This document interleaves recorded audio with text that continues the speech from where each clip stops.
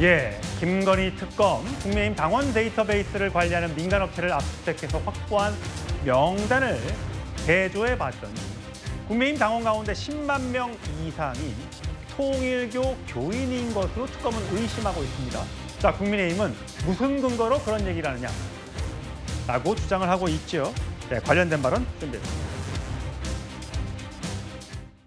어제의 압수수색 영장 집행이 영장의 기재 내용과 달리 위법하게 집행됐다고 확신하기 때문에 특검을 고발하겠습니다. 어떤 명단이든 간에 120만 명단을 가지고 오면 그중에 한 12만 정도는 우리 당원 명부에 들어와 있을 개연성이 통계학적으로 아주 많죠. 그게 정상적인 숫자다. 국민의힘이 통일교와 연루되었다는 것이 밝혀지면 통합진보당의 사례에 비추어 국민의힘은 10번, 100번 정당 해산을 피하지 못할 것입니다. 예, 강성필 부대변인. 네. 500만 명의 국민의힘 당원 명부를 확보했고 통일교 압수수색 과정에서 나왔던 120만 명의 통일교 교인 명부를 비교해봤더니 이걸 어떻게 이렇게 빨리 비교할 수 있는지 모르겠어요. AI로 했는지는, 엑셀로 했는지는 모르겠는데 통일교 교인 추정되는 국민의힘 당원이 10만 명 정도 되는 것 같다라는 이제 보도 나왔고 여기에 대해서 송원석 원내대표는 전체 숫자로 이렇게 대입해 보면 이거는 뭐 크게 문제가 되는 거 아니다. 통일교 교인이라고 해서 국민의힘 당원이 되지 말라는 법이 어디 있느냐라고 주장하고 있습니다. 일단 500만 명의 국민의힘 당원 중에서 통일교 교인 명부 120만 개를 넣어서 교집합을 소트를 하면은요. 뭐 11만 명, 10만 명 정도 명단을 추출하는 것은 금방 할 수 있습니다. 컴퓨터 성능의 문제인 것 같아요. 이제 문제는 뭐냐면 그렇게 해서 추출된 10만 명의 명단이 있는데 그건 두 가지로 나눠야 될 것 같아요. 하나는 통일교 교인이면서 자발적으로 국민의힘의 당원으로 가입하신 분이 분명히 있을 것이고 예. 통일교 교인이면서 권성동 의원과 뭐 윤영호 씨의 그때 어떤 정황들을 봤을 때 그것처럼 조직적으로 당원 가입을 하신 분들이 있을 수도 있다는 게 지금 정황인 거잖아요. 그런데 제 생각에는 추측으로는 이미 특검 같은 경우는 통일교에서 120만 명의 통일교 교인 중에서 조직적으로 가입된 이 통일교 교인들의 정보는 가지고 있을 겁니다. 그래서 그것만 맞춰보면 되는 거예요. 예를 들어 뒷자리 뭐 비밀번호, 전화번호를 넣는다든가 이름을 넣는다든가 이런 식으로 추출을 하면은 저는 금방 조직적으로 당원 가입을 한 사람들이 있을 거라고 생각을 하고 그다음에 보통 우리가 이렇게 조직적으로 당원 가입을 시키잖아요. 그러면 거의 90% 이상은 추천자가 누구니 다 기재를 합니다. 추천자의 추천자까지도. 그리고 또 더 중요한 거는 이분들을 몇 분만 불러가지고 물어보잖아요. 그러면은 조직적으로 당원 가입을 시킨 건지 아닌 건지는 거의 대부분의 선거법 수사에서 이미 다 쉽게 수사를 할 수 있었던 부분이기 때문에 저는 예. 진실을 밝히는 건 오래 걸리지 않을 것이다. 그렇게 보여집니다. 자, 국민의힘 당원 수 추이를 보면요. 전체 당원 2021년에 407만, 2023년에는 444만, 현재는 2025년 기준 500만 정도로 추정이 되고 있고 이 중에 당비를 내는 책임 당원은 예, 요 수준이 좀 낮은 적죠. 예, 정확히 숫자를 보면 현재 책임 당원 숫자는 74만 정도로 지금 추정이 되고 있어요.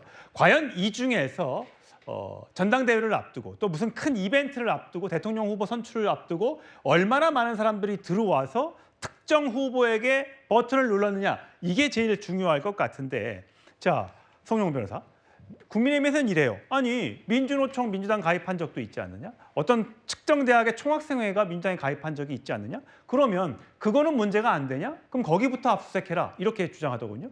그러니까요. 모든 국민에게는 정당에 가입할 자유가 있는 겁니다. 특정 종교에 소속되어 있다거나 특정 단체에 소속되어 있다고 해서 그러한 자유가 부정되어야 할 것은 아니죠. 우리가 핵심을 정확하게 짚어야 되는 것이 지금은 특정 종교 단체가 정당의 집단적인 의사결정을 왜곡하기 위해서 어떤 조직적인 시도를 불법적으로 했느냐. 이것이 핵심입니다. 단순히 어떤 종교를 믿는 사람들이 특정한 정당에 얼마가 있다. 이게 논점이 아니에요. 그러면은 앞서 저희가 444만이라고 하는 예. 국민의힘의 2023년 전체 당원 숫자를 보지 않았습니까?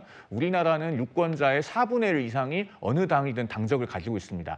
하나의 당적을 가지고 있는 사람들 전체 합하면 1,120만 명이나 되고요. 전체 유권자의 25.3%나 됩니다. 그중에서 교인이 얼마다라고 하는 것이 중요한 것이 아니고 결국에는 의사결정권을 행사할 수 있는 당비를 납부하는 책임 당원 중에서 얼마인가. 그리고 그 사람들이 언제 당원으로 입당을 했고 본인들의 의사에 반해서 입당이 되거나 당비가 대납된 것이 있는가 이런 것을 봐야 됩니다. 아직까지 그런 것에 관해서 정확한 사실관계가 나온 것이 없지 않습니까? 그런데 뭐 특정한 종교를 믿는 분들이 얼마다라고 하는 그 숫자만 가지고 상대당에 대해서 딱지를 붙이고 낙인을 찍고 너희는 해산 대상이다 이렇게 하는 것은 대단히 부적절한 정치 공세다라는 점을 말씀드리지 않을 수가 없는 겁니다. 장윤 변호사님, 네. 국민의힘이 내일 동대구역에서 대규모 규탄 대회를 한다고 합니다.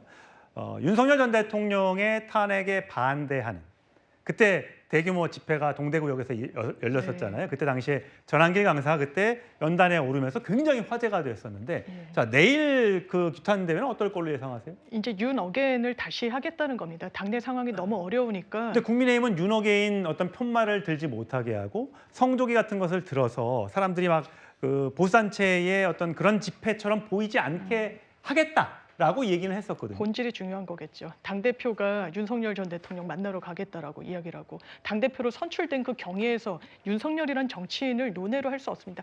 굉장히 밀접하게 밀착했기 때문에 당원들의 선택을 받은 거예요. 그 현실을 잊을 수 없을 겁니다. 그러니까 보수의 본진인 동대구에서 시작을 하는 거 아니겠습니까? 그리고 통일교 사안도 마찬가지입니다.